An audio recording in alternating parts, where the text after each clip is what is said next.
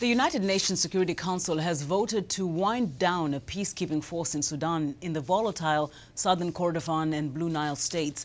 But the UN says it is willing to keep working there until new security arrangements are agreed upon. The United Nations mission in Sudan, which monitors compliance with the 2005 North-South peace deal, had a mandate to run only until the South cessation was completed. Khartoum has made it clear it is against a continuing UN peacekeeping presence. Several nations, including the United States, say they are disappointed over having to phase out the force, citing concerns about the impact it would have on the safety of civilians.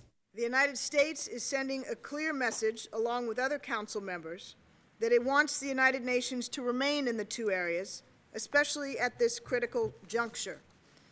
With this resolution, the Council has made clear that it is ready to authorize continued UN operations in southern Kordofan and Blue Nile to support new security arrangements, and we will continue over the coming weeks to urge the government of Sudan to accept this. It is in their interest to do so. Now, the UN resolution adopted unanimously on Monday calls for peacekeepers to be withdrawn completely by August 31st. Now, with Independence Day over, many are now focused on the future and how South Sudanese can improve their lives.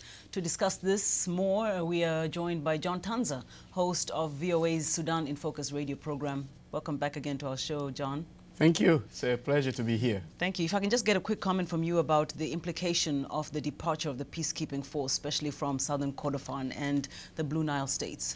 The implication is that it leaves the civilians vulnerable because there have been attacks, there have been reports of attacks on civilian targets, and the presence of the UN there was sort of it offered some sort of a protection for the civilians. Now, leaving the civilians without no UN presence is going to be a disaster. Okay, we'll revisit that issue, I guess, after August 31st. Now, getting back to the more immediate issue, as we said, Independence Day is over now. South Sudanese are now really starting to live the life of this free nation. We've been hearing a lot of them comment about what they want. They want education. They want the freedom to speak their minds, to practice their religion. What are you seeing about what the government is now working towards along those lines? The government is trying its best in the midst of lots of priorities. They are trying to give services, they are trying to improve the roads, they are trying to create, if you like, some sort of a democratic space. But it's worth mentioning here that what is at the hearts, what is close to the hearts of the people of South Sudan is, one, they want good governance and rule of law. They want a government that is accountable. They want the government that is accountable to the law. Nobody should be above the law in South Sudan. They want people who are corrupt to be punished, because, if you like, the defunct government of South Sudan has had cases of corruption, and nobody has been punished. But now, of course, President Salva Kiir promised that he's going to be a transparent and open government. And we're out of time. We'll have to address this issue in depth later. Thank you so much. You're welcome. John Tanza is host of VOA's Sudan in Focus radio program, joining us here on In Focus today.